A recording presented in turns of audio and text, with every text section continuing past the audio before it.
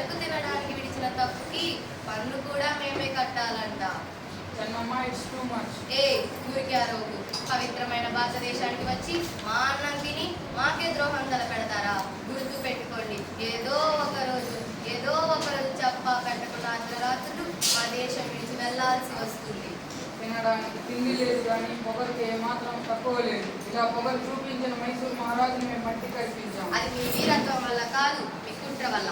మైసూరు వారిని పాడు చేయాలని మరాఠా వారిని పాడు చేయాలని ఇంకొకరిని ఎత్తి కట్టి మొత్తం భారతదేశాన్ని నయవంచనతో మింగేయాలని చూస్తున్న నక్కల వంశస్థులు కాదా మీరు?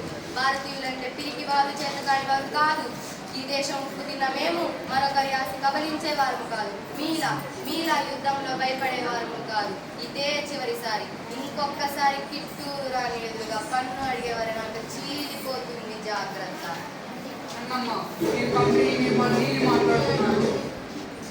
మీ కంపెనీ వారికి మా దేశంలో నిలబడడానికి స్థలం భిక్ష వేసిందే మేము. నియమాలను పాటించమని చెప్పే అధికారం మాది.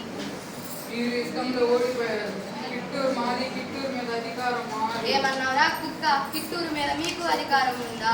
కిట్టూరు ఏమన్నా మీ తాత ముత్తాతలు సంపాదించిన ఆస్తా ఏంటి? ఎంగిలి కుక్కలకు రోటీలు విసిరేసి వెనకాడుకుంటూ ఇంటిలోకి చొరబడి మోసంతో గొంతు కోసే అలవాటు భారతీయులకు లేదు. పోరాడే శక్తి ఉన్న వీరాధివీరులమైన మేము యుద్ధంలో పోరాడి వీర మరణాన్నైనా పొందుతామే కానీ ఎప్పటికీ మీకు లొంగిపోము. ఇదే చివరిసారి. శత్రువుల గుండెల్లో గుండు పేల్చే దమ్మున ధైర్యశాలి ఈ కిట్టూరు పులి చెన్నమ్మ.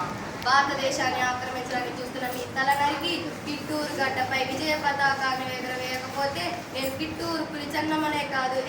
జాకరే. ఇదే చివరిసారి. ఇంకొకసారి మీ నోటి నుండి పన్ను అన్న శబ్దం వస్తే మీ నాలుగు చీరేస్తా. జాగ్రత్త.